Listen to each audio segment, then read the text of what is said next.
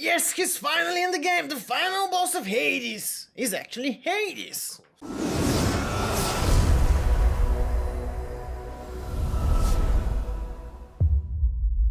Hey everyone, your friendly fast-talking Shadow Strider here with a quick update video on Hades. For those of you who have lived under a rock and do not know this game, it's a game released by Supergiant Game. They have made games such as Transistor. The game is still in early access, available on the Epic Store, and I think it still has a nice discount, so if you want to buy it, check the link down below. Even though it's still in early access, it got its final big patch, one of its final big patches a few days ago, and actually completed the game. Well, it has its full shape, final zone, and above all else the final boss you have to face. For everyone new to the channel, welcome to my epic world of music and gaming. Be sure to check the link to my Twitch, where I stream a variety of games and where I also compose video game soundtracks and epic trailer music live. So if you're interested, check the link down below, follow me for more content. Also, you can support me on the Epic Store by using my creator code, or in any other in-game store that is on the Epic platform, like Fortnite, Dauntless, etc. Let's first talk about the new final zone of the game, the Temple of Styx. Initially, when you enter, you see Cerberus, and you might be speculated that you will fight him. On the contrary, you will be sent through the temple and its mini-rooms to find a snack for Cerberus, who then will let you pass safely through the door and go and face the final boss.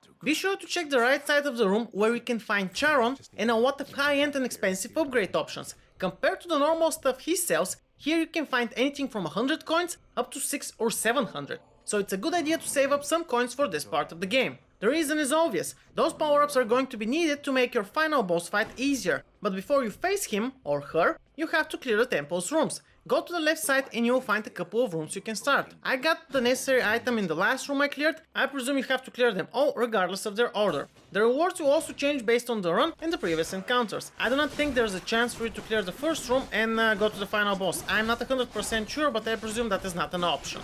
I've been saying rooms, but they're kind of mini rooms initially, and then they move on to a big room, which is the final stage. The mini rooms are easier than the normal ones to clear, but it also depends on what traps and minions spawn in them. You have 3 new enemies: the toxic rats, their mini versions, the new toxic snake crystals, and the satyrs. Most of the traps and minions in here revolve around the mechanic of poisoning you. Should you get poisoned, there's at least one fountain you can use to cure yourself per mini room. There are 2 and the big ones at the end. They have a cooldown, so be careful. The rats mainly throw toxic clouds and spots around the area. The mini rats jump around and try to bite you like a normal mob. The satyrs attack from a long range with poison projectile attacks. And I think the snake crystals are the most dangerous ones, since they attack in a clockwise or counterclockwise motion with at least 3 razors. Hold on a moment, Shadow Strider, you said razors, you meant lasers. Okay, so lasers, not razors, guys, sorry about that. The good thing is that when you hit them, you can stagger and stop their attacks from happening in the first place. There are 2 types of traps here: guillotines, which are easy to event and predict, and snakeheads, which throw spinning razors disc at you. Yes, this time it's a spinning razor disc, not a spinning laser disc. If you have any attack with deflect from Athena, you can send the disc back and damage your enemies. After a couple of mini rooms, you end up in a normal sized room where you have to clear a bit more enemies and then proceed to claim your reward. Overall, the rooms are not extremely tough if you have the proper abilities, and be careful. They can become nasty in some situations, but overall balanced and enjoyable. Upon clearing the final room, you'll get the fountain, which restores around 120 health to your health pool, so be sure to have at least 200 health by this stage of the game. Here comes the big bad final boss. I would say I was not surprised who the final boss of the game was. I had a lot of speculations, but only 2 concrete speculations for the final boss. One of them was Cerberus, but the moment I saw him in the Styx Temples, I knew that it was not going to be him. So we were left with only one option, and that is yours truly, the god of death, after whom the game is named, Lord Hades. I would lie to you if I say Hades is an easy boss fight. He definitely is not. He's an all-around multi-zone boss, having close, mid and long range attacks to send your way. Firstly, he uses the same spear as you can use, so a few of the attacks like his forward dash and his spin attack are identical to yours, with minor differences that, well, not minor, a bigger difference, because the spin attack has a huge range. He can use his famous helmet and become invisible, appearing after a few seconds with a surprise attack from somewhere. You can actually see where he is and where he's going to come from by the tracks in the snow. He will leave snow marks whenever he moves, so pay attention to that.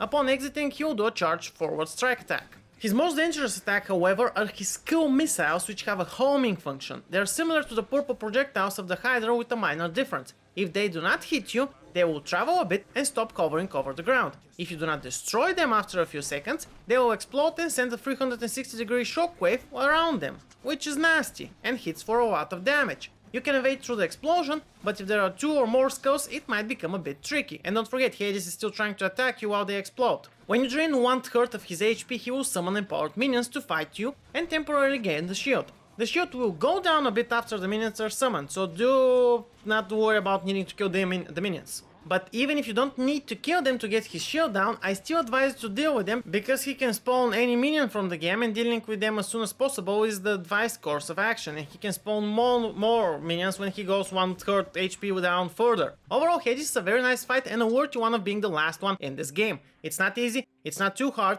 but considering you need to go for a lot to get to this part, it definitely fits perfectly with the setting and pushing your final stretch properly. Anyways, this was everything for this video. I tried to keep it short and sweet as always. Thanks a lot for watching, guys and girls. Be sure to give it a like or dislike as you see fit, and to also drop a comment down below with feedback and suggestions for future videos. Don't forget to also check all the links in the description to my social medias and follow me there, as well as Twitch. Finally, if you want to see more content like this, subscribe to the channel and press the bell icon in order to get notifications. This is everything for me for this video. See you in the next one. Shadow Strider out. Take your time.